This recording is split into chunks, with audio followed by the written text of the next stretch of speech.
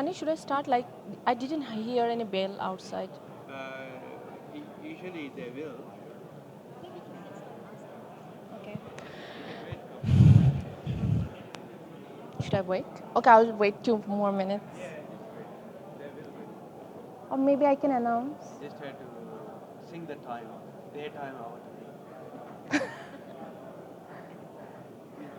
It can be 7-8 hour different as well. Screen shows time, right? Screen shows time, right? Okay.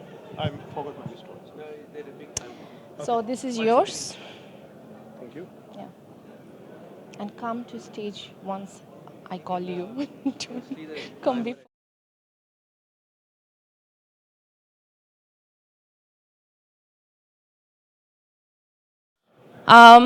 This is technical session 3, and I would request the people who are still outside, please come inside. We are going to start our session.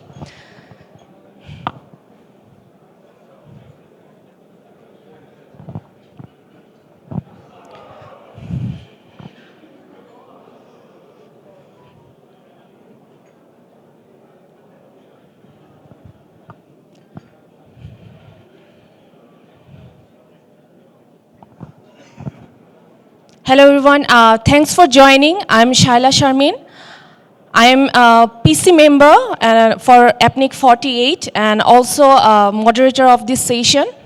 And in our first presentation, our speaker, Anurag, he's going to talk about how insecure the global routing network is.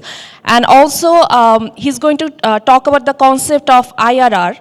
And he also will talk about IRR-based concept for filtering and also some best practices. So our first speaker, Anurag Bhatia, and he will talk about, let's talk about routing security. Okay, routing? Okay, come on. I think it's... We still do have wireless one. Thank you. Thanks, Shaila. All right. So first, the housekeeping check. Yeah, it works in the first try. So good evening, everyone. I'll be talking about the routing security, and this has been the theme for the whole day, which is kind of nice. And actually, a large part of the framework has already been built up since the morning talk by Job about the RPKI and how things are, the status of how insecure things are at this point of time. So I have broken this talk in 4 parts. I'll talk about fundamentals of routing, just to give a brief understanding before we talk about security. Then we cover IRR in quite extensive detail, which is Internet Routing Registry. After that, we'll go into some present statistics of IRR, how good or bad IRR is at this point of time, and then the future of what will eventually happen as we proceed. What are some of the important changes which are happening? Starting with the fundamentals of global routing. Well, network, as we all have read, Internet is a network of networks. So it's technically a network of ASNs. ASN is, you might be aware, autonomous system number. So these are the autonomous systems which interconnect and make the internet. As of now, there are around 65,000 autonomous systems on the internet in IPv4 world, and then around 17,000 in IPv6 world. The ones in IPv6 world is low because not all networks have dual stacked so far. It's a work in progress. What stitches these networks together and ensures the global reachability is basically a concept called default free zone. You may have also heard of that in the term of the tier 1 network, which is a little bit abused term because it's a lot of people use tier 1 depending on who you are speaking to, either from marketing side or technical side.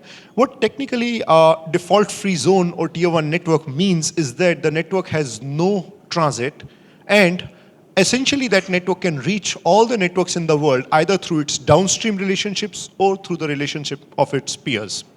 So these somewhere around 15 networks are the one which form default free zone, and these guarantee these 65,000 odd ASNs of global reachability.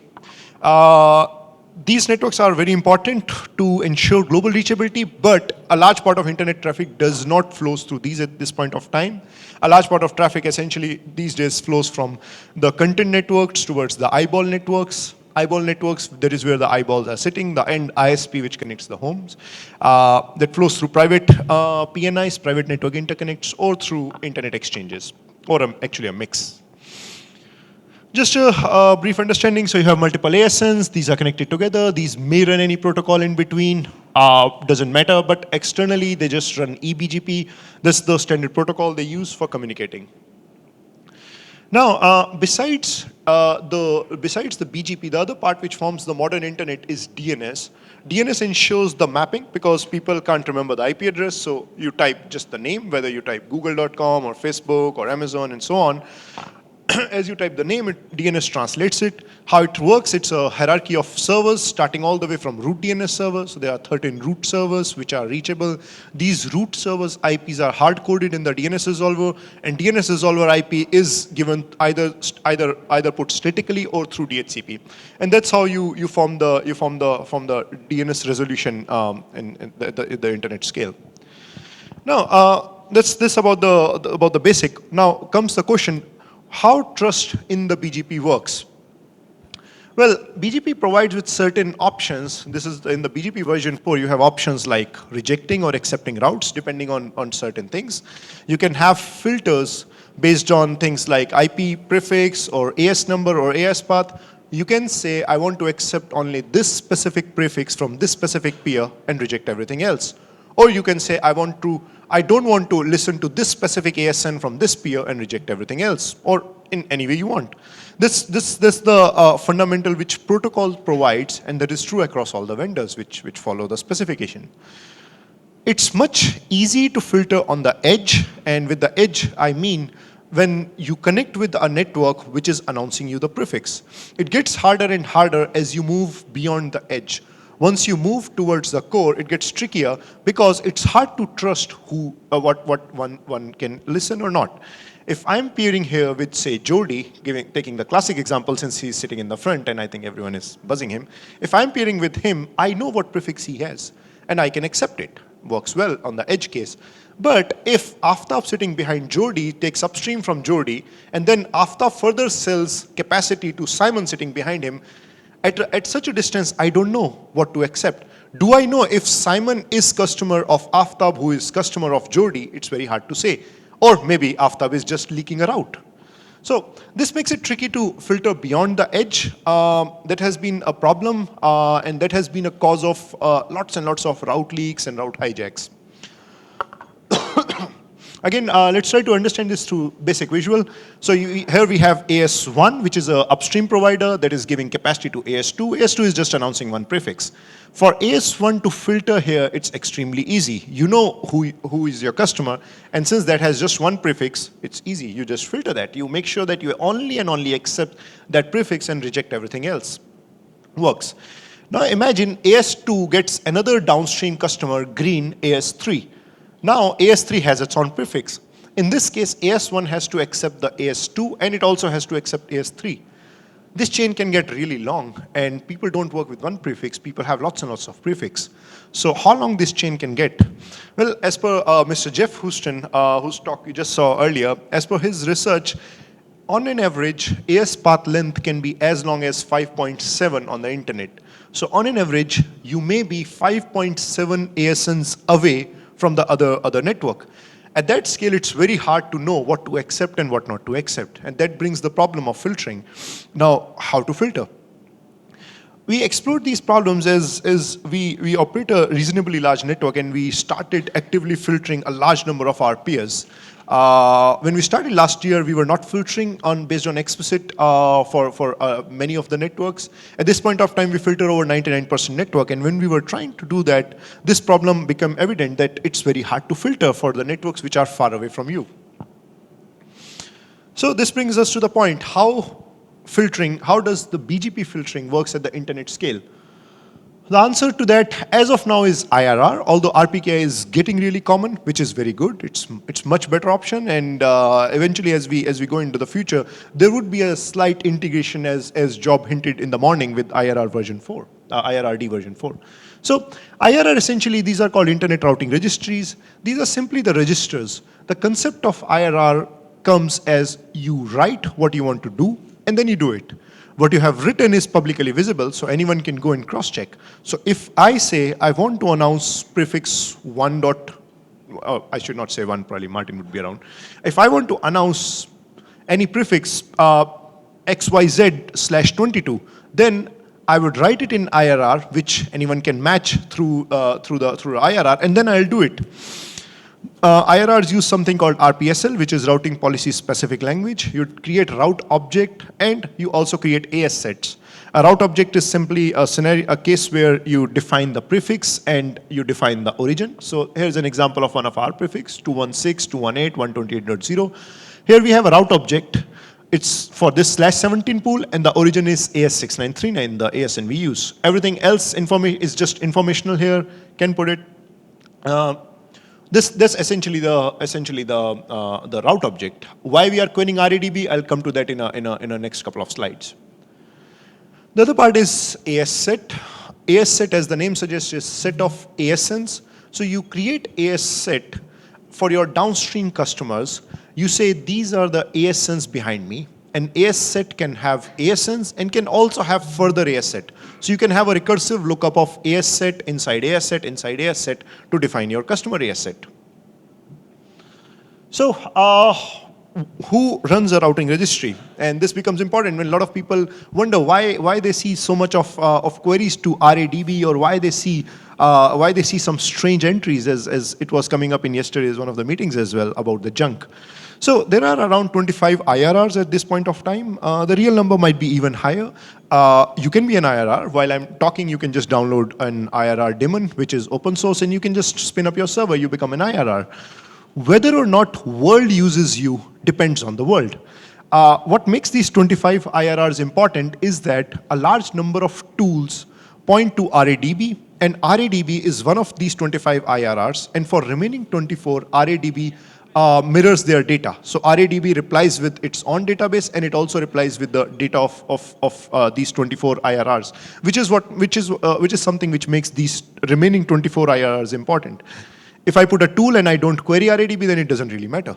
But a large number of networks are building filters at this point of time by either querying RADB or similar other databases. For instance, entities database is another one, which besides RADB mirrors to a large number of these IRRs. Who runs IRRs? So RADB is non-for-profit, it runs that. There is another one which is AllDB, free one, that's another case. And then all the RIRs, including APNIC, including ERIN, including RIPE and CC, they run their registry as well. And over time, it has been proven that the registries run by the RIRs are more authentic. They have relatively good data against something where you can just pay, have an account, and manage, because then there is less incentive. One can add entries and just stays in there. Which IRR you are using, that you can define in the peering DB. So you can say something like, we say RADB : AS Hurricane. That defines that we have our records on RADB. We can have our records on ERIN, because RADB will copy that, so that would be valid as well. Here's again an example of query to RADB. We are just querying for one of the networks in India, Bharti Airtel. We query RADB. Here the reply is coming from source as APNIC. This is not the RADB data, but because it is mirroring all these, it's just replying back with the source APNIC. So when you query RADB, it will tell you which source registry it has picked. Now comes the part. You have registry in place, you have fundamental options in the protocol to filter. How do you actually filter? So there are tools in place. One of the popular tool, as you might have heard in the morning session as well by Job, about BGPQ3. So that's an open source tool. It can be used for generating filters. It supports syntax of Cisco, Juno as out of box. It also supports options like custom syntax. So if you are using any platform which is not supported, you can just define the syntax. It will generate the filters based on that. It also gives option of JSON output if you are a programmer and want to integrate it with any of your tool set, or want to have much complicated integrations. It also supports AS path-based filters. So it can look at an AS set and can generate AS path-based filters. And it also supports IPv6, of course. Now the last line here in this slide is very important. It only supports the generation of filters. It does not support pushing the filter. And this is one of the major challenges which network operators have with a diverse set of vendors, diverse set of equipment. You can just generate filter. You still need a mechanism around it to push the filter. And when you are pushing the filter, you must have a mechanism where you keep on updating it over time, because if you are generating IRR-based filter, you must update it maybe, if not every day, then maybe at max every 2 days, because networks keep on changing. Ideally, it should not be more than a day. So here's an example of BGP-Q3 in action. The first part in the blue is for Cisco. I'm just querying my personal prefix here. For IPv6, it's a v6 only, so there's nothing on v4. It just says no IP prefix list to delete the prefix list first and then generates the prefix list. This kind of output is something you cannot easily automate with. If you have 1,000 prefix list to filter, and you push this kind of config without tweaking it, you will cause an outage. You are saying delete the prefix list and add the prefix list. It will cause a serious impact of 10-15 minutes possibly on a big fat router. So that's one of the challenge. On Juniper, it's slightly better, because on Juniper, of course, against the iOS, not iOS XR, but against the iOS, Juniper has the commit option, so you can go and delete and change anything, and then once you commit, it becomes applicable. So on Juniper, again, it says replace, and then just gives the prefix list. If you're going to do automation with this kind of tool, maybe you need a mechanism where you see the changes and then push those changes if you have a platform like this one. What BGP-Q3 is doing in backend, it's just querying RADB, nothing fancy. I just query RADB. So the first example here, I query for AS58901, it gives me these prefixes. Here I query RADB in the raw form. I just say ! 6 for IPv6 and then the AS number, and it gives me the prefixes which are registered as route object for this. So you can generate any number of prefixes. You just query for either for the prefix or the AS set. So that brings us to the part of the tool. There are other tools as well. You can go to GitHub and find IRR toolset used to be another popular toolset for generating filters, although now slightly becoming outdated maybe. BGP-Q3 is something which is being more extensively used across other tools as well, which are integrating with it. So we have fundamentals in place with protocol for filtering. We have a system like IRR in place where you can define, where you can register what you're doing. How well the IRR filtering works. Let's look at the statistics. And the answer for that, of course, is not so well. It's actually very ugly at this point of time, as you might have guessed since morning. So what we did in this case was we looked at all the prefixes visible across the internet, and we tried to match them against the IRR. How many of those are valid? How many of those are invalid? What we found at this point of time was around 79.54% do have a valid route object, and around 58,000, which is 7%, has no route object whatsoever. These prefixes are visible on the internet, and a large number of people have them. It's not just a couple of networks having these. Almost everyone has those prefixes. And around 12% of the prefixes have a mismatching route object. So if you aggregate this, the ones with no route object and the ones with missing route object, you are looking at almost 20% of, a little over 20% of the routing table with mismatching or missing route objects with the problems. So only 80% of the prefix have a valid one, and not even including the fact that whether AS set is okay or not. You can still have a condition here where prefix has a valid route object. It is being originated by that correct ASN, but somewhere up the chain, the AS set might be missing it. I'm not even calculating that, because if I calculate that, the number would be even worse, and it would be slightly more tricky to calculate, because it's still not very common for people to put their AS set in peering DB, and unless the AS set is in the peering DB, it's hard for an external network to guess the AS set. Many networks have multiple AS set. They might have created one AS set, then they forgot it, and then after a couple of years, they created another AS set. Now, which one does their upstream use? I cannot tell from outside. So, is there a real world problem here, or it's just some random statistics which we can just ignore? The answer is there are enough problems around. Number of route leak cases are a lot, starting all the way from the popular one actually. I think there were other cases before 2008, but the 2008 PTCL was the popular one. Then Google route leak by Airtel in 2015, another popular one. Then there was a targeted attack on payment systems through BGP. There have been cases of large European leaks from China Telecom, as this article suggests, from Dyn, which is now Oracle Research. So there are enough cases of route leaks.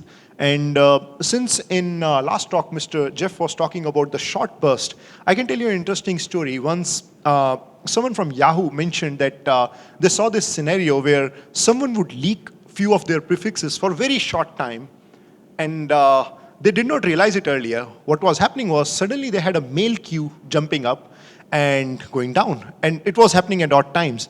And when they started looking at the BGP data, those mail queues were actually matching the prefix hijack times. So someone was trying to essentially hijack the prefix, grab the traffic so that they could send the spam out and just remove it, and remove it quickly enough that most of people won't detect it. So there are enough cases of route leaks which justify that this number is simply not just the stats, it's actually really bad at this point of time. So some of the challenges with IRR-based filtering and why it's so bad at this point of time.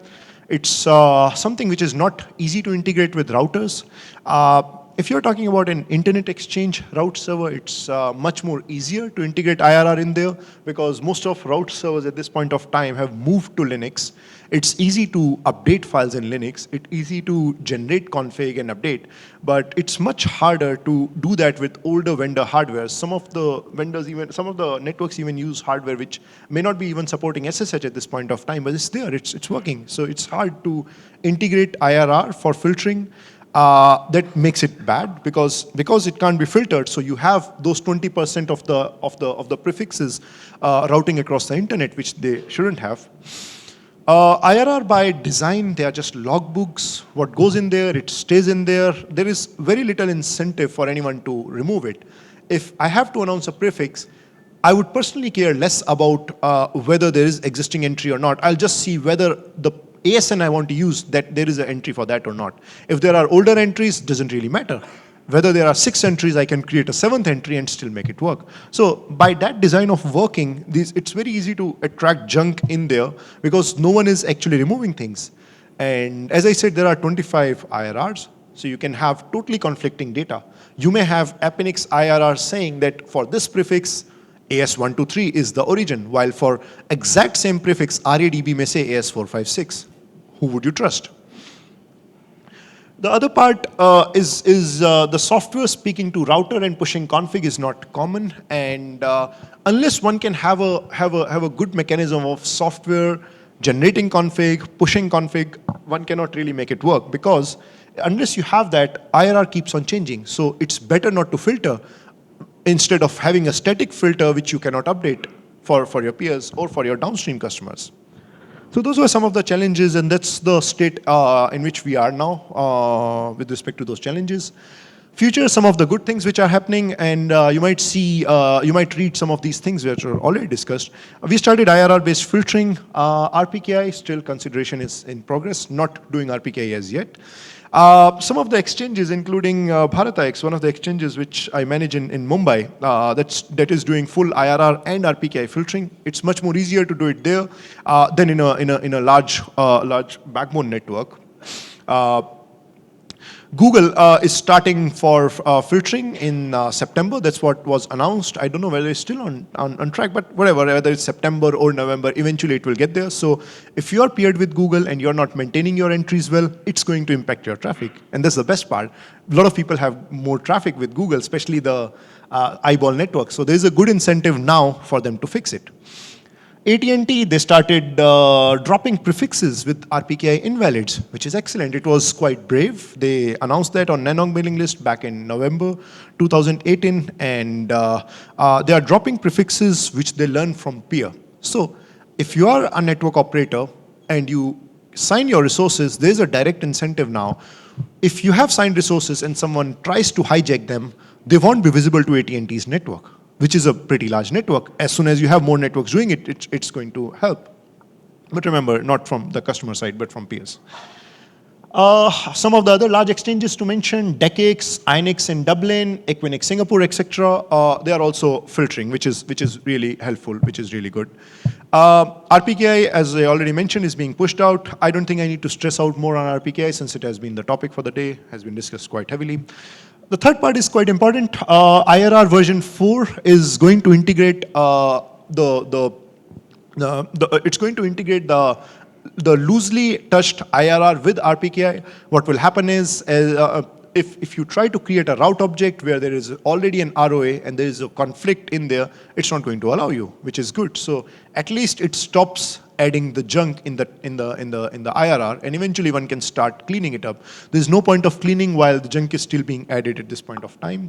And there are more interesting tools coming up to track RPKI deployment. For instance, this nice tool from Ripe, it shows you from the network which you are visiting whether they are filtering based on RPKI or not. So a lot of good things are happening.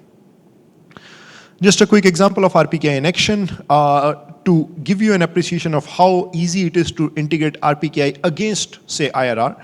In IRR, you have to generate filters on an external server, push them. Here, all you are doing is you are, for a supporting router in a Cisco-like example, you are just saying in a route map, set a local preference, lower local preference if RPKI check is invalid. Set a mid-level local preference if there is no ROA, and do have a high local preference if the RPKI check is valid, if the ROA is created fine, it matches the ASN, it also matches the maximum specified length. So it's much easier to integrate with the routers in the routing policies against the IRR. So last part of the talk, how to check how good things are, whether you are a network operator here or whether you are just a customer of a network operator. You can use certain tools. We operate one of the free tools, popular one, bgp.he.net. You can go to the tool. In the prefixes, you will see these icons which reflect the state of the checks. So you'll see a green check if there is a valid route object. You'll see a dark green check if there is a valid route object at the parent level. That is, if operator announces /22 while they may have a route object for /20, you see a dark green check. You see a red, which is a problem and where you must try to get it fixed. If it's your network, fix it. If it's someone else's network, try to reach out to them. And then you have green key and red key reflecting the status of RPKI. So green key, RPKI check is valid. Red key, RPKI check is invalid. Could be different ASN in origin or could be different max specified length. An example of ROA validation, few of the Cloudflare prefixes, green key and green ticks, so all good. Few of the prefixes of true internet here, again green key and green ticks, so all good here. Few of the cases where things are actually bad. So here's an example of one of the providers here, AS45430. For these specific pools, the RPKI check is coming invalid. And unless this network happens to be a customer of a network like, say, AT&T would be filtering it for sure. So they lose ability to reach a large part of AT&T's network. Another large network in Africa, which is CCOM, also started a couple of months ago filtering based on RPKI. So they also lose the ability to reach from these prefixes towards these networks. So this must be fixed. Do contribute in the cleanup. If you maintain resources, please do create route object. While route object may not be the best way out, but it's still something which is in place, especially with respect to AS sets, that still gives a good example to verify whether it's a route leak or a legitimate customer. Create ROAs, report all incorrect IRR entries if you encounter any to help in cleaning in junk. It does take time, it's a slow process. And do not create route object on behalf of someone else. This used to be a common practice where networks would create a proxy entry. So if I have a customer, a downstream ASN, and they don't maintain it, I would create an entry, and you might find a lot of those entries in the IRR saying proxy created on behalf of X ASN. It's not a good idea because I may not know for what is the status of that network. That network may leave me and go to others and may change their prefixes or move their prefixes around. So proxy entries have caused a large part of the IRR junk, so don't create proxy entries. Only create entries for the prefixes you want to originate. If you have downstream behind you, please do create AS set. You can create AS set if you have resources from APNIC, go and create AS set at APNIC. If you have from RADB, if you have an account on RADB, you can create it there, whichever IRR you prefer. But do have AS set so that upstreams can filter you. And most important, do register your AS set on peeringdb.com. It's not very easy to recognize AS set if you not have put it on peeringdb. The trick many network operators, including I use, is we end up in looking at the upstream AS set and try to find, because a network might not be publishing it on peeringdb, but then it must be there in the upstream's AS set, or maybe upstream AS set. So it's much harder and makes it very hard to filter. Plus, many of modern networks, including ours, including many content players, they generate filters totally based on the peering DB entries, the AS set you have mentioned there. So do put that in the peering DB. References to all the things I mentioned. That's about it. Thank you. Thank you, Anurag. Do we have any questions for Anurag? Maybe we can take 1 or 2 short questions. Yeah. Hello, my name is Taiji from APNIC. If you know, it's very helpful to have the answer. For the RRD version 4, have the kind of new feature of route object. If the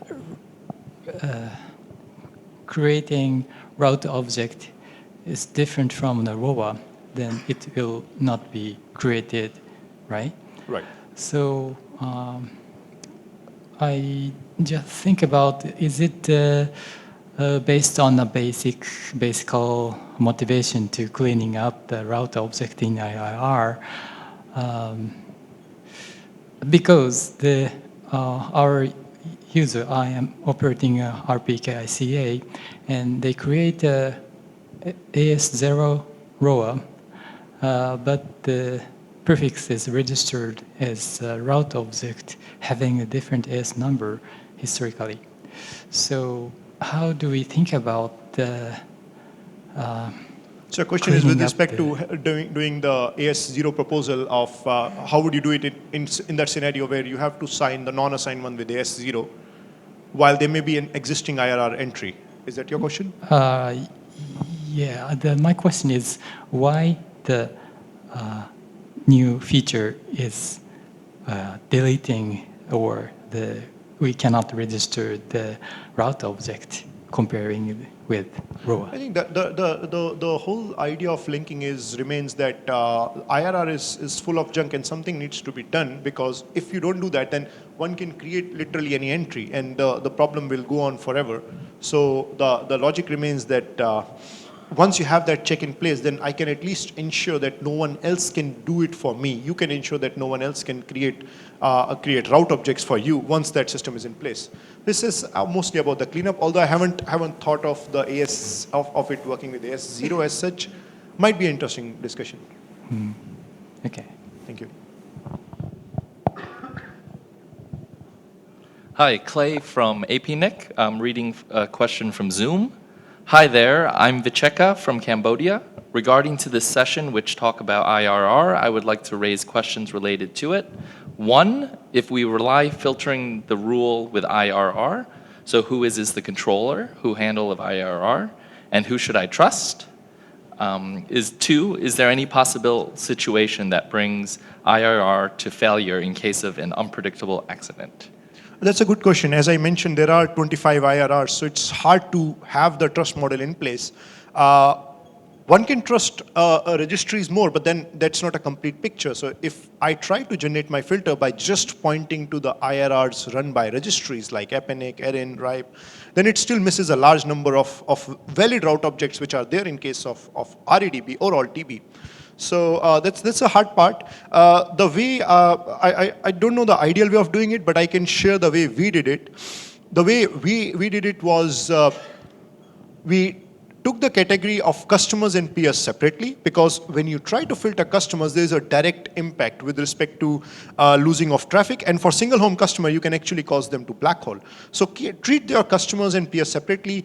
Instead of having no peering, no filtering at all for peers, move towards the IRR-based filtering with a relatively loose trust model, as you have now. Point your tool towards maybe RADB and generate filters and filter those. Inverse, you may filter a few prefixes which you are not supposed to because someone is just not registering those well. Someone has a mismatching route object, but that won't have an impact because it's just for peers. You are not the transit. So there would still be a way around it, and the people would still reach it through their transit sessions. filtering for with the downstream has, of course, the problem which he's hinting towards. If you create a strict filter with downstream, it's tricky. For our downstream, we have a relatively complicated algorithm where we are looking at the LOA they have given us on the file. We look at that. We also look at other things like the data which is appearing in Whois. We also look at things like if there is a high change in the diff, we end up in not pushing the change. Instead, we do a manual look. So doing it with downstream is, of course, much trickier because you lose direct traffic, and that's where your customer traffic is, that's where SLA is. For peers, it's easy. Once people start doing it with more and more peers, and eventually those peers start losing traffic, say in the case of, for instance, Google, then there will be high incentive for those to also fix their entries. So it's a work in progress. Thank you, Anurag. We will move into our next presentation, and a round of applause for Anurag. Thank you. So our next presentation, we already know that in large transmission network, it is very convenient to have multiple fibers for maximum uptime and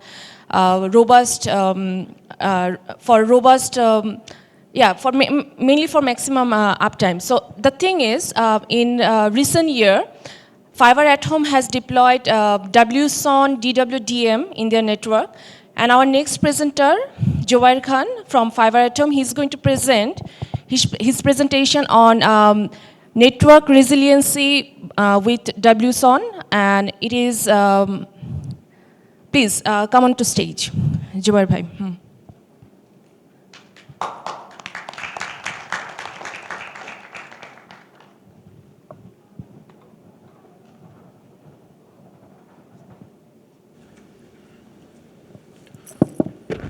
Good evening, everybody. So I'm Mohammad Zubair Khan from Fiber at Home, Bangladesh. And recently I've been working with transmission network in our company. So I'm here to share my experience of set up that network and show some real advantage we're getting out of it because of the new WSN feature. So, where is the slide? Yeah, thank you. So if you look at the picture, you can see that the Cisco Visual Network Index is saying that the compound annual growth of global IP network is going to touch near about 396 exabytes per month on 2022.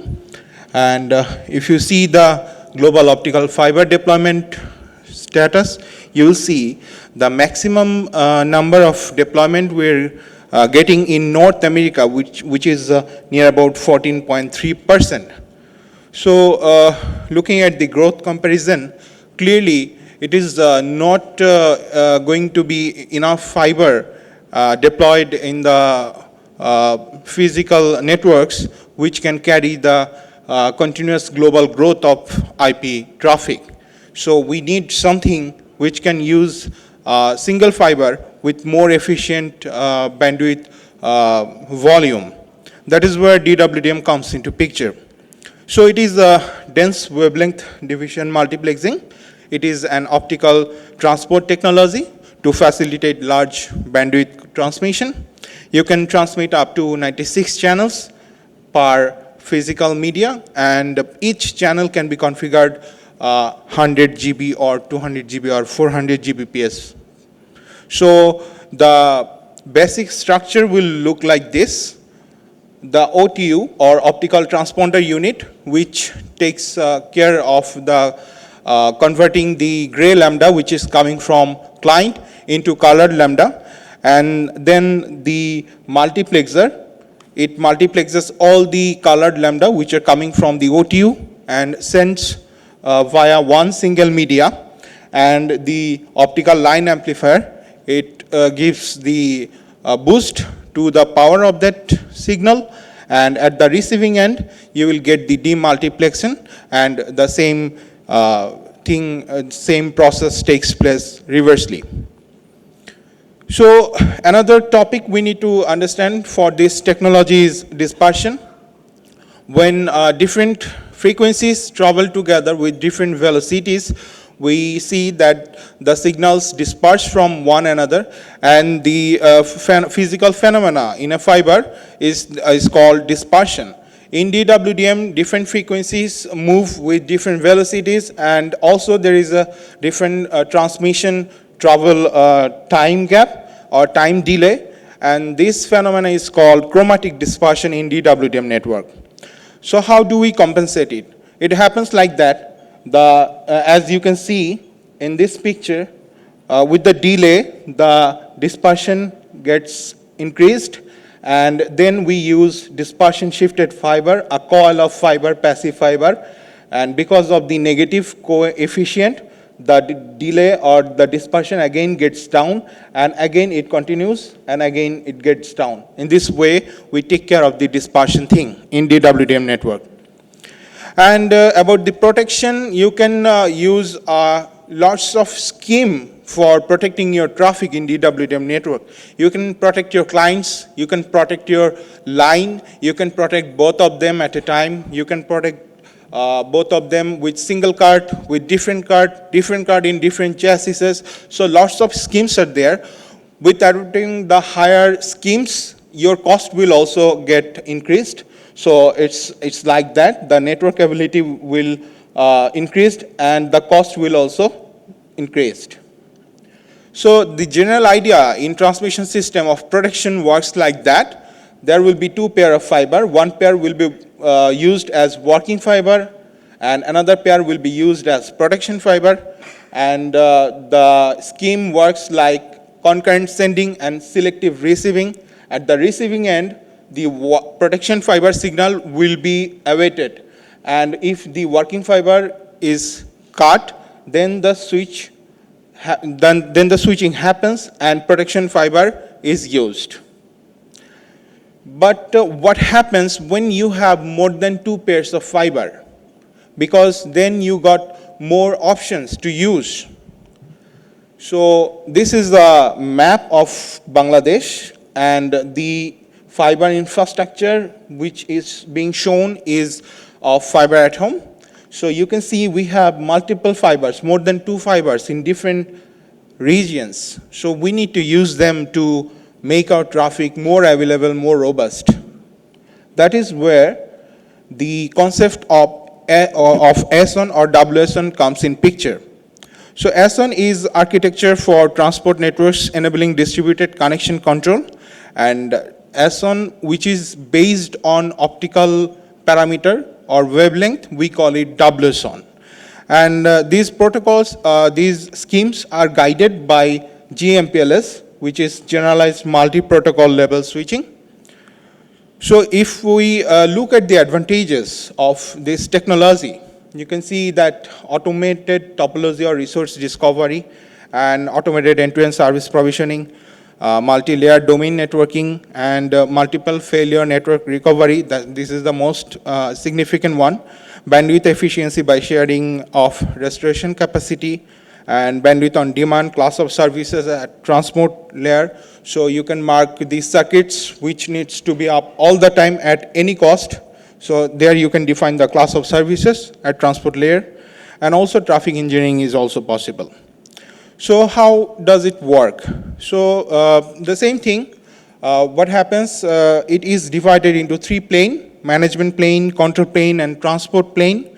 So management plane takes care of the data communication network, DCN model, and transport plane takes care of the data flow and all that. But the decision, the intelligence behind it is works in the control plane. To summarize the events which takes place in control plane, we can say that there are 6 steps. First one is neighbor discovery, which is taken care of, by the link management protocol. The next one is global topology discovery, and it is done by using the OSPF. So the third one is signaling for connection provisioning. This one is guided by RSVP. Fourth one is routing. This one is guided by CSPF. And distributed recovery is the next one. So any kind of recovery from anywhere using any piece of fiber, this is what it means. And to do this step, we need all the supports from all the protocols. And the last one is fault localization. Again, link management protocol takes care of that. So what are these protocols? Link management protocol may manage and maintain the health of control and data planes between two neighboring nodes. And OSPF, same routing protocol we are using here. It helps us to get the auto discovery out of the network. The CSPF, it is based on the OSPF route information. It calculates the path for tunnel. And RSVP, based on the CSPF's result, it sends messages to create the tunnel hop by hop. So this is the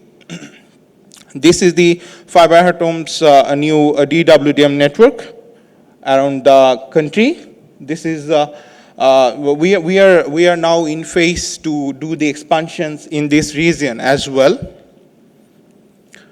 I've shared the topology here to show you that we have lots of small local loops here to protect our local fibers, protect our local traffics. So traffic in this region, if this fiber get cuts, it will flow like this. So in a local loop, this is a local loop. If this fiber get cuts, so it will travel like this. And also, it have the longer paths as well.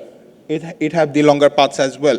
Any piece of fiber which is up, it will be used to keep your traffic up. That is the main beauty of this network. The nuts and bolts of this project was like that. We installed and commissioned 41 nodes, and the prime feature is WS1, as I said earlier. The capacity, we have 250 10G, which are all under the ASN, and the project deployment time was near about 3 months. And there were lots of hurdles. We had our previous network, which was from a vendor Huawei. So we have to carry the Huawei channels, Huawei lambdas as alien lambda within the Korean DWDM network or Infinite DWDM network. And we had around 500 Gbps live traffic in that network, which was shifted to this new network. We had to do some new POP readiness, new fiber readiness, and we have to go some last mile security and also the proper passive protection path plan. But the major problem we were facing after deploying this network is that we were getting our circuits flapping in case of a fiber cut or switching hits. So as you can see in the log, I've shared it. So there were BFD session to neighbor, the adjacency chains logs. So whenever a fiber was getting cut, we're getting the interfaces flapped. We're getting the BFD flap, the BGP flap. So we started to dig down. We came up with 3 angles. First angle was to take readings from Wireshark, to take packet captures in the network and to see what, to check what we see from our point of view. The second one was using the Ethernet analyzer report and to check from the vendor perspective if the transmission network is operating as per the transmission guideline or so. And the third part was using Cisco TAC analysis and to look at it from the client's point of view, as the routers will be at the client premises. So we need to understand the problem from their point of view as well. For Wireshark report, we created a test bed. We placed a router at Dhaka, one of our major city, and at Khulna, this is a remote city. We provisioned a 10G. We put IP and did nothing. Connected within the DWDM network, and we mirrored the port and connect a laptop. And we did just nothing. Just the IPs were sitting idly on the port. So the packets were captured before any switching happens. We saw only the CDP messages were there. So everything was working fine. The IP address and the ARP, everything is okay. But during the cut, after switching, we saw that the ARP of the Khulna router is lost from Dhaka end. We were not seeing the ARP of the Khulna router at Dhaka end. And also, there were ping running from Khulna router to Dhaka end, and that ping was also not getting any replies. So clearly, there was some interruption in the network during the switching. Then we connected our analyzer, Ethernet analyzer, and the analyzer was showing that both the ends were switching within 50 milliseconds, which should be completely fine under all the definitions. And my circuits were not supposed to get interrupted within this time period. So we were in a bit confusion mode. We got confused because our Wireshark report was showing that there was an interruption during the switching, but our analyzer report showing that there should not be any interruption. Then we come up with our Cisco TAC. We opened the TAC at Cisco, and Cisco took all the logs out of our network. They go through the logs, and after a while, they come up with their observation of the logs. So if you see carefully the time frames, it's 10th of April, 1439, 14 second, and 876 millisecond, right? So at this time, the switching took place, and the hardware event noticed Cisco router that the link is down. So link flapped. At the same time, the hardware Ethernet event was not tearing down the port. So the interface was still up. The physical link was still up at that time. And because of the link down message and hardware link up message, the carrier delay counting got started. So the carrier delay was started counting the time, the same time, right? 876, 876. And at 16 second, 377 millisecond, carrier delay timer expired, 1500 millisecond, 1500 millisecond. So the timer was expired, counting after 1500 millisecond. Since after that, the carrier signal was not there, the physical link then teared down because the carrier delay finished the counting of the 1500 millisecond time. And then at 17 second, 933 millisecond, the hardware event again reported the device that the link has came back up. And same time, the carrier delay again started the timer to turn up the link. Same timer, 1500 millisecond, it counted, and then it turned up the link. So to summarize the logs, we can say that at 14 second, 876 millisecond, the link went down, and at 17 second, 933 millisecond, the link again came back up. And based on these logs, based on these observations, Cisco suggested us to use a workaround by increasing the carrier delay timer anything above 3056 millisecond. So based on our initial findings on Cisco's recommendation, we changed the carrier delay of the interfaces in our routers and switches accordingly. And also, we were talking to our vendor, our DWDM vendor, and they also suggested to change a value of chromatic dispersion search parameter in our DWDM system, and we changed that value as well. So this value basically takes time whenever any new path is being searched by the system to restore the traffic.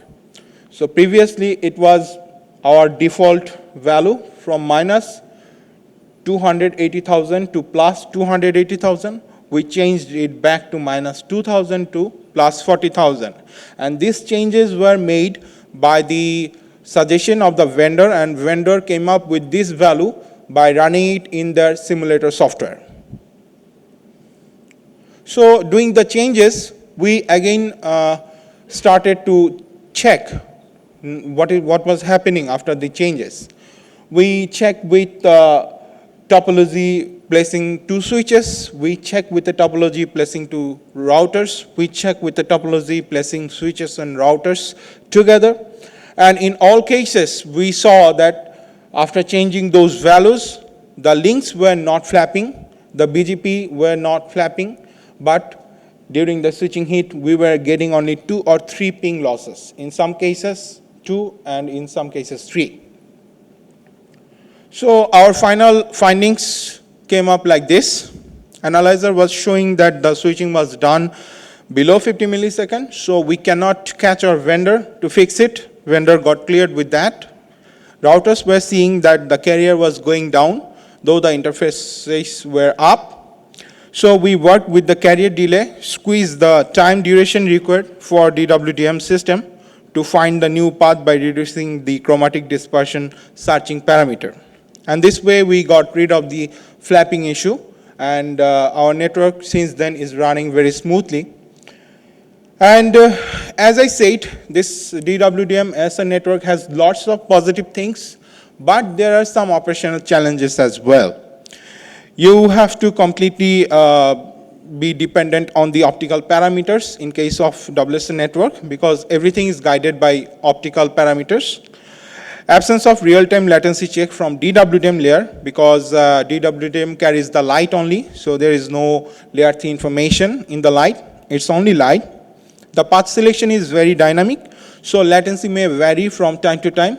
If the fiber paths if the optimum fiber paths are down, it will use a longer fiber path to keep your traffic up, and which may increase the latency. If low latency is maintained, then you have to sacrifice the paths as well, because you have to confine your traffic in the optimum paths, and you cannot take the flavor of the long paths to keep your service up. Optical infrastructure has to be fine-tuned all the time, because any kind of drastic change in optical parameter is going to affect your network.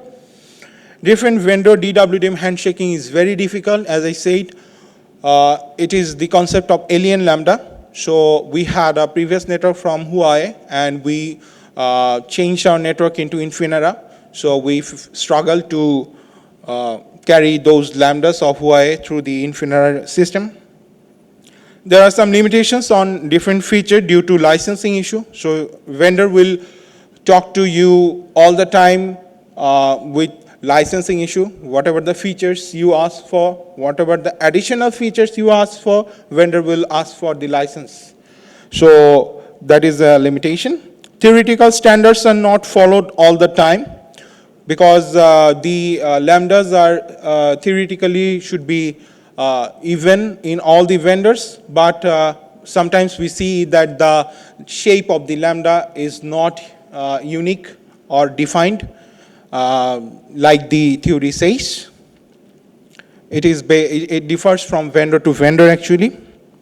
If one span is affected, numbers of 100 gigs gets affected, so that is a big risk. And it is very difficult to integrate open source softwares, because vendor will give you or provide you NMS, you have to stick to it.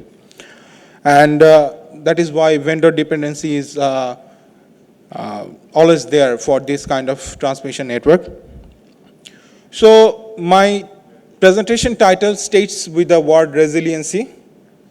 As you can see, this Dhaka node is my main aggregation node, and it has 6 to 7 fibers to connect with the whole network. So this is an event on 18th May 2019. We had a failure of 1, 2, 3, 4, 5 simultaneous cuts at the same time. But my traffic didn't get down. All the traffics were up, and we had all the time to restore the fibers one by one and get back to our optimum path at some point, but the traffic was still up at that disastrous moment. So I have come up with some data. So as you can see, the red lines, these are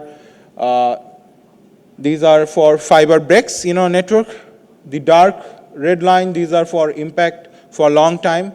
And for yellow, these are short time. If you see the graph, this is the graph of 1st April. There were 45 fiber cuts, and we only got affected one time. And that one time also was not for the fiber cut, for some other issue like SAP or something like that. So that is the level of resiliency you can get in your DWDM SN network. So I have added some acronyms for your further study or interest. You can go through them, and that's about it. So Shaila, if you... Any questions for Jubair Bhai? We have one question. Yeah. Susu Wen from Myanmar. Hi. How many channels support the DWDN, and if the layer 1 failure is a physical layer failure, how to solve the problem? Can you please repeat your question? How many? How many channels support the DWDN? Okay. And next is physical layer 1 failure, how to solve the problem? Yes. So there are 96 channels in our network which we are running through. There are also 80 channel system available in the market. So you can choose what you want according to your network topology. And I'm still not clear about your second question. The second question was how to... Layer 1 failure. Physical layer, if the physical layer 1 is failure, how to solve? Okay, so the layer 1, physical failure, how can I solve it? For the physical failure solution, you have to keep your field team, actually. There is no other way out, because you cannot get all the fibers for all the time, because from point A to B, there might be some limitations. There might be your own fiber only. You can rent some third party's fiber. You can have leased fibers. So in our network, we have leased from PGCB, Power Grid Company of Bangladesh. We have leased from BTCL, Bangladesh Telecommunication Company Limited. And we also do some swapping with other telecom operators in some places to get better fiber in our hand. And we deployed around 45,000 kilometers fiber all over the Bangladesh, and the deployment is still ongoing to develop our fiber availability. And to take care of this huge, large network, you have to deploy field teams with all the accessories, the splice machines, the OTDR, and all that. You have to train them up. You have to do the physical cleanup time to time. You have to clean your fibers, your patch cords, your adapters time to time. And you have to check your optical parameters if they are degrading or not. In our system, we have installed OTDR active cards in our DWDM box. So in some places where those cards are installed, we can do the OTDR from the box, sitting in the NOC with the software, NMS software. So it's a package you have to come up with to avoid these physical challenges, if that answers your question. Yeah. Thank you so much, Jubair Bhai. That Thank you. was Thank an you, everybody. excellent answer. So our next presentation, that is Challenge to 0 Second, Flash Boys Story, which will be presented by YG Huang from Arista Networks. Please go to the podium. There is another one over there. Yeah.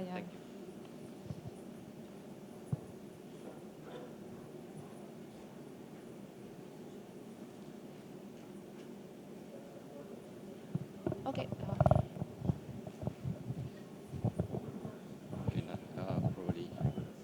Okay, I prefer walk around. Thank you. Thank you for still being here. I'm last one for the technical session topic, but I think my topic is the most interesting topic today because I'm going to tell you how to make lots of money in a very short period of time. Anyone do not like the idea? See, we all like the idea. All right. So my name is YJ. I'm working for Arista Networks, the industry leader to provide the cloud data center networking solution and ultra-low latency switch for the HFT. So let me see this next one. So what is HFT?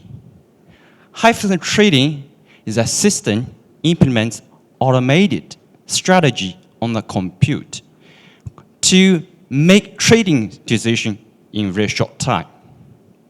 Anyone have done that before or have been doing that before? If the answer is yes, means you have a lot of money. We'd be happy to get a donation for the future event here. One of our customer, a banker, told me before that their organization did $3 million transaction per second. And that's $180 million per minute and $10 billion per hour. That's a lot of transactions. But of course, they don't need really $10 billion funds to do the transaction because the money is used again and again, right? So Flashboy is in my topic. So what is Flashboy? Flashboy, A Wall Street Revolt is a book by Michael Lewis. He interviewed many individuals at Wall Street to investigate on the phenomena of high-frequency trading, which transferred the US equity market by using ultra-low latency technology and solutions. You're probably wondering why latency is so important for equity trading. A very simple example, right? You see, both you and me, you and I want to buy 10,000 shares of stock of company A at $100 per share. There's only 10,000 share offering on the market. So whoever reach stock change first, the order will get matched and processed. The next moment, the stock price become $101. So if I'm faster than you, I will get 10,000 share at $100. Then next moment, which can be a second, can be a millisecond, can be a microsecond, and you can only get $101 per share. And I can sell all the share to you and make $10,000 in a very short period of time. That's why the latency is very important. Now, let's do a quick review of the stock trading history. In the 80s or earlier than that, the stock traders would yelling out to each other to buy and sell stock on the crowded, noisy trading floors at the stock exchange on behalf of investors. Imagine, you call the stock trader yelling for you, then get a match, then sign the paperwork. How long is it going to take to complete the trade? At least minutes, right? Then in the late 90s, the trader do not yelling out each other anymore. They use computer to manually entering the order to the stock exchange, and you just need to call them to enter in the orders. Then that down to seconds level, right? It can be less than 1 minute.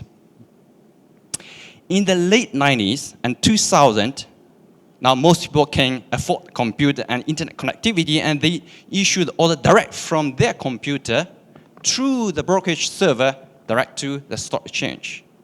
But you still involve a manual decision, manual entering order, and that can reduce the trade time to seconds level. Now, in 2007, some smart people in Wall Street started to put so-called fixed algorithm in the computer to make a trade.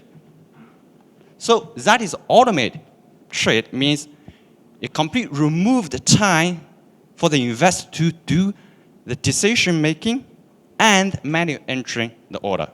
So the order can be complete within sub-second, millisecond level.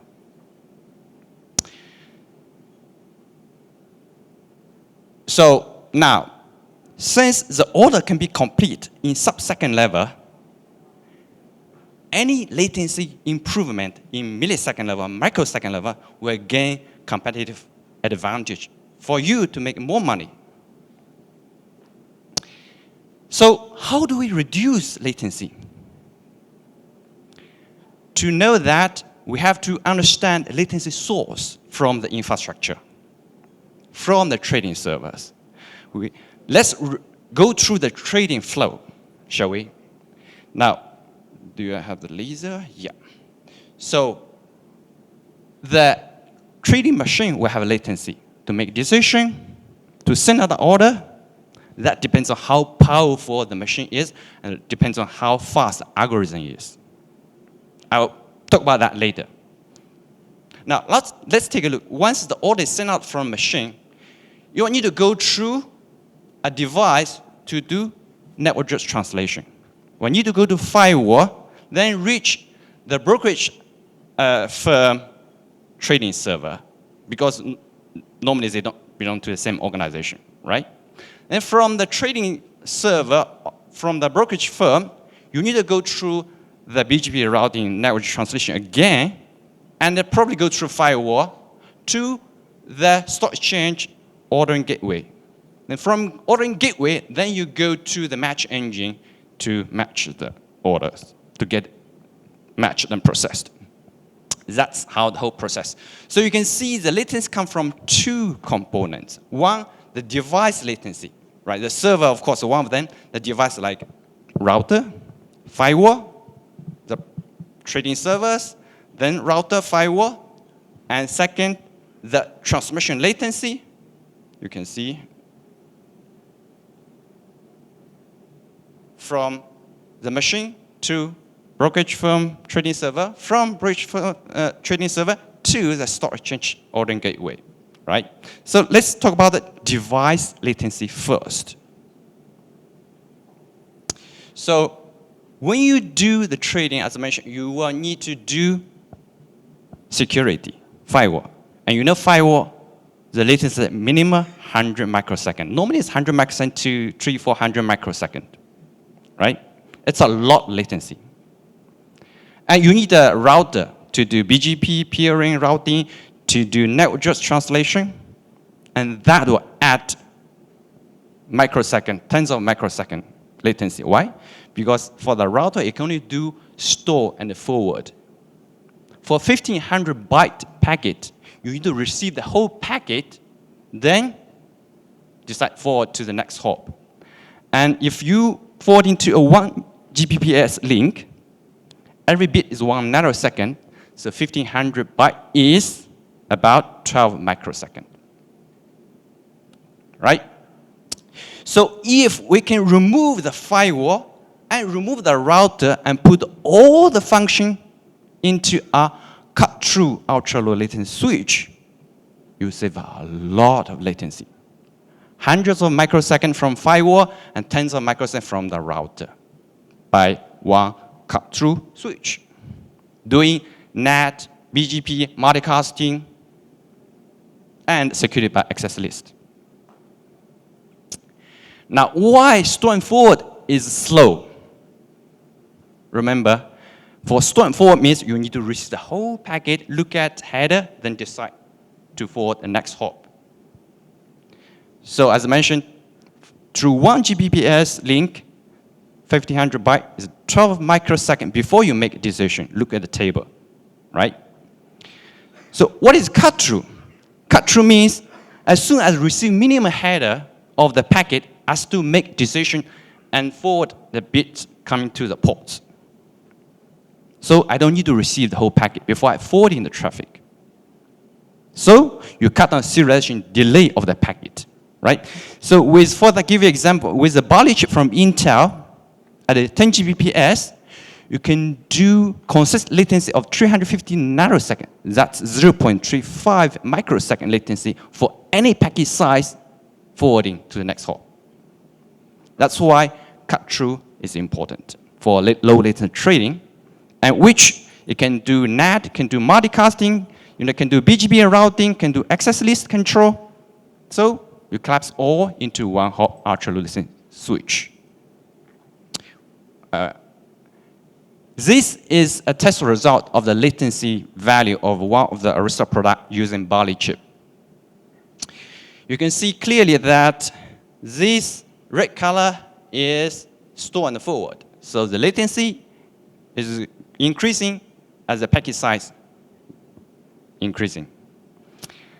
The gray and yellow line is for the layer 2, layer 3 unicast, and one of those multicast as well. Latency consists around less than 400 nanosecond.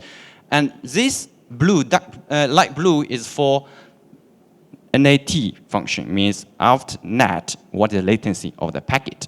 Why the NAT function increase latency? Because in order for the chip to do NAT function, you need to recirculate packet once to the chip. That's why the latency is double. All right? So now, while you say, oh, we have achieved the mission impossible, reduce hundreds of microseconds to down to less than 1 microsecond. But the latency is, reducing latency is like a never-ending sports game on the Wall Street. They'll keep asking, can you do better? Can you reduce hundreds of nanoseconds to a few nanoseconds? How to do that? Well, it's actually pretty simple, right? You just remove the device, right? Don't use it. Which is true, by the way. So we're looking at the Ethernet frame IP packet. Can we not looking at that way? Can we just look at the bit byte 01 on the wire and do the switch? Can we? The answer is yes. If you just look at the Ethernet frame as a 01 on the wire, then the latency is just the wire transmission latency, right? That can be easily achieved by layer 1 crossbar switch. It can be 1-to-1 unicast mapping, can do many-to-1 multiplexing, can do one-to-many replication multicasting. See? It's easy. It can be achieved, right? So, completely remove the routing, switching, security, replaced by layer 1 switch. That's how you can save latency from hundreds of nanoseconds to a few nanoseconds. Actually, to 4 nanoseconds, to be more precise. So, now, you're probably wondering, how do you measure 4 nanosecond latency? Right? It's not easy. It's difficult because you don't have device to achieve such granularity of any tester in the world, right? So what we've done is we create the baseline first. 100 nanosecond baseline by put 20 meter fiber. Every 1 meter of fiber is about 5 nanosecond latency. That's physics, right? It's actually slightly below 5 nanosecond, but we say it's 5 nanosecond. So 20 meter is about 100 nanosecond. We put a baseline there. Then we connect the fiber to our switch.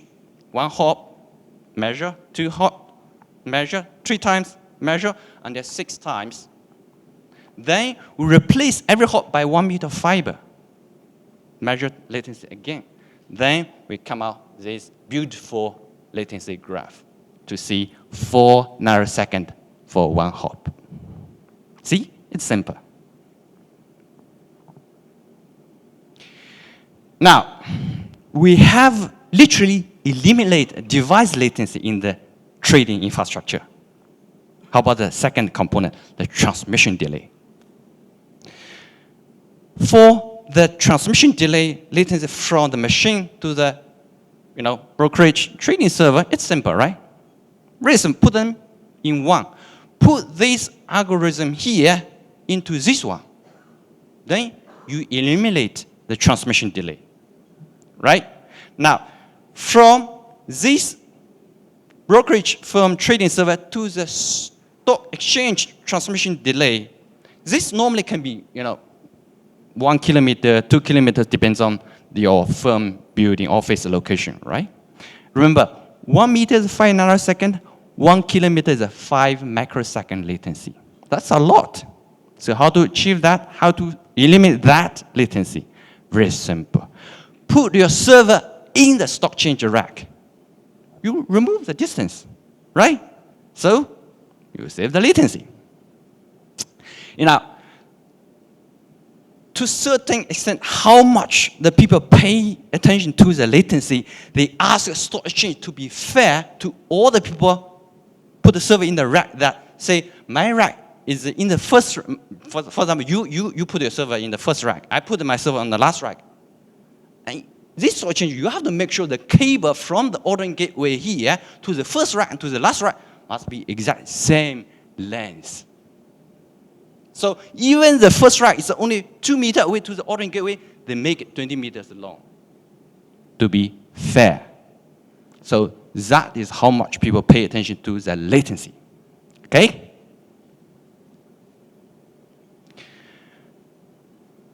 Now, we have addressed latency between the trader, investor, to the stock exchange. Now, how about between the stock exchange? You know, people are trading, people are putting their colocation server at, for example, Chicago data center. They also put it in New York data center. And they want to correlate the two stock exchange to make money. Why? Because certain stock exchange react to the market news faster than the other stock exchange. So if I get this first response to other stock exchange, trade first, I make more money. Right? Simple. Now, interesting question. Do you know for Chicago and the New York, New Jersey, which one react market first, faster? Anyone know? It's not New York. Chicago is faster. Why? Chicago is COBE is doing the future and option trading. Leverage, they are more responsive to the market news. So is this very, you see, I have server here. I also have server here. So the one who has a lowest latency between them get information first, get to order first, get to make money. So the latency become a race between Chicago data center and New Jersey data center. So people have the perception, you know, fiber is a fast media for you to transfer their data, right? Because the bandwidth is huge and rate of speed, the fast in the fiber. So the distance between Chicago data center and New Jersey data center is about 1,300 kilometers away. By optimize the fiber path, because you can't lay fiber straight, point to point, right? You could be, you know, dig along the road, you can't be straight. So the distance actually, you know, for the fiber is actually a bit higher than that. Can be optimized at 1,331 kilometers. The round trip, the delay is about 30 millisecond, sorry. You probably see, oh, that's probably the best latency you can get because latency used to be 16 milliseconds, 17 milliseconds in the earlier days, and people spend millions of dollars to dig the road to relay the fiber. The answer is not right. It's not true. There are better ways to do that. What is that? Microwave. Why microwave save latency? Anyone know? A few reasons. Number one, microwave travel line of sight, point to point straight. So the distance-wise is shorter than fiber. The fiber length is not, you know, line of sight, point to point. And plus, you know, the fiber, the single fiber we use to transmit the data, the optic signal is not going straight in the fiber, right? The fiber has a core about 8 to 9 micron diameter and cladding about 125 micron. The light actually bounces off between the interface of the core and the cladding to transmit inside the core. So the distance is a bit even longer than the length of the fiber. And the plus, the refractive index of the fiber core is about 1.46. And the refractive index of the air is about 1.003. So the speed of light in the air is almost speed of light in the vacuum. But the speed of light in the glass of the fiber is actually 1/3 slower than speed of light in the vacuum. So, and we all know microwave signal travel at the same speed of the light in the air. That's why microwave signal is much faster than the fiber from Chicago to New Jersey data center. Theoretically, you can reduce the latency from 13 microsecond to 7.5 to 8 millisecond. In the book Flash Boys, people literally spent millions of dollars to build 108 feet tower on top of mountains, connect all the way from Chicago to New Jersey, many hops, millions of dollars.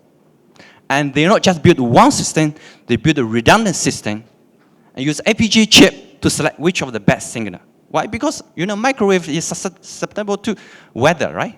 It's air, pollution, or cloud, or, you know, raining will affect the signal integrity.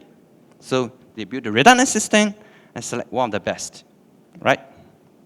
A lot of money, expensive game, right?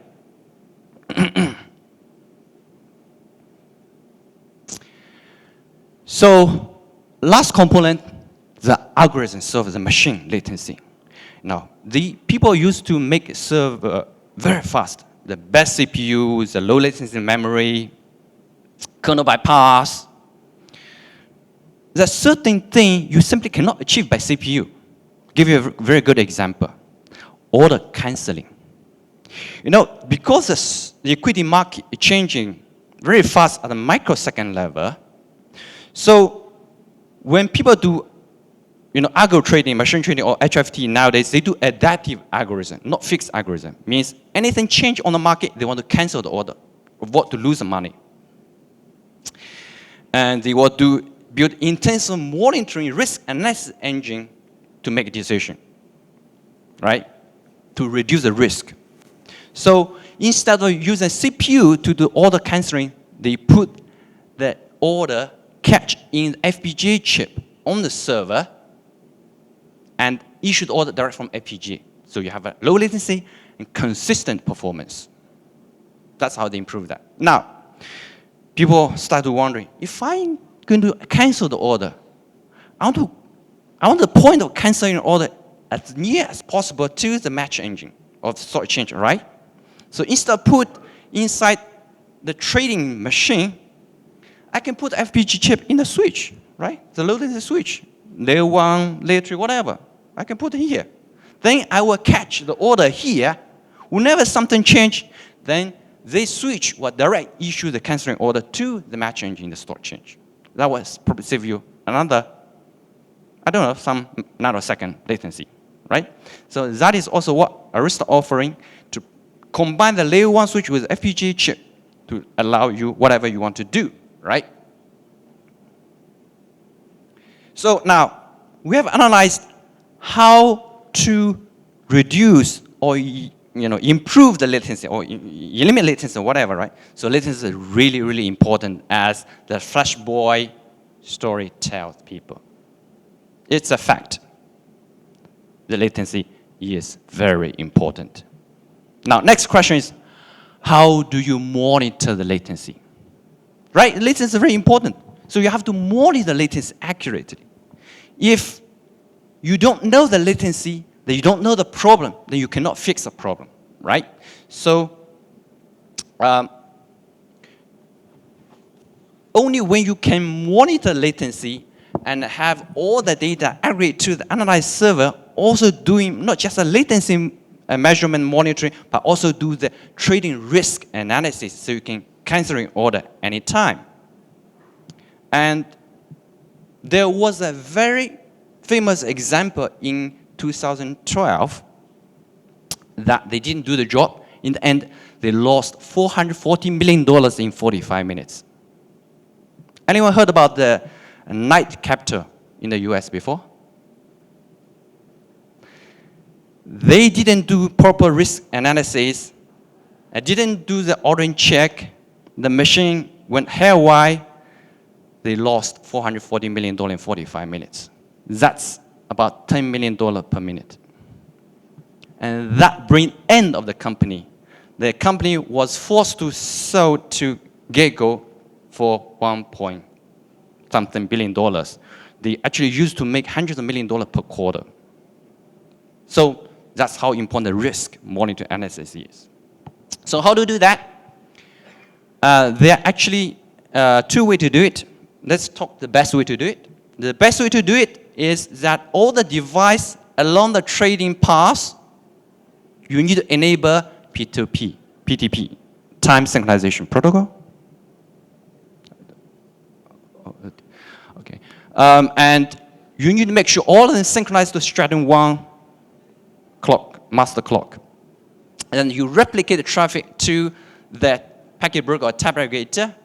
Then you filtering aggregate traffic to the analyzing tool.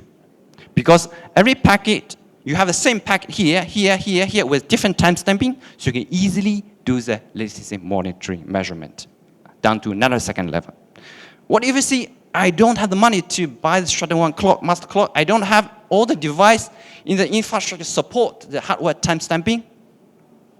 There's an easy way to do that, is that you connect a tabak packet broker to every hops that you do either tab or port mirroring. So you have a replicate packet across hops. So if you have 10 hops, you have 10 port here and tab aggregator. And you make sure the cable length is exactly same across all the hops to the tabak port. And you do hardware timestamping on the all port. Then it's under one clock domain. You don't need expensive master clock, and you don't need the PTP to synchronization. You can simply do the capture and calculate the hop by hop latency. So there's a different way to do hardware timestamping. You can replace source MAC address. You can add timestamping between the MAC header and IP header. You can even replace FS bits with the timestamping header. This is one example from Arista device that the timestamping is placed between the MAC header and the IP header. Now, so we have gone through the presentation about the latency, HFT, how to reduce latency, how to make a lot of money in shorter period of time. Hope we are all rich, can counting money like a super rich in Thailand now. Some fact you may not be considered as a common sense for the high HFT latency, such as the microwave, fiber, and we have discussed that. And basically, challenge to zero low latency is a never-ending Wall Street sports, very expensive sports.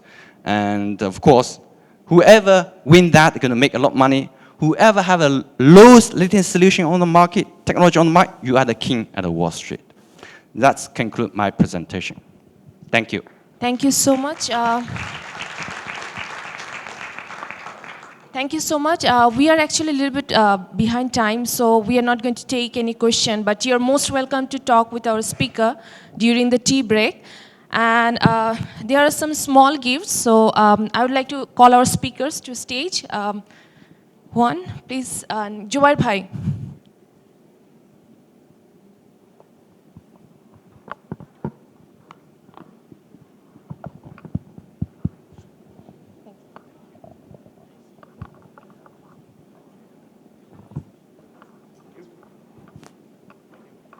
Thank you so much. So we are now going for a tea break, and there is no tea break? Oh, okay, fine. That was the last session, I guess. Okay, thank you, everyone.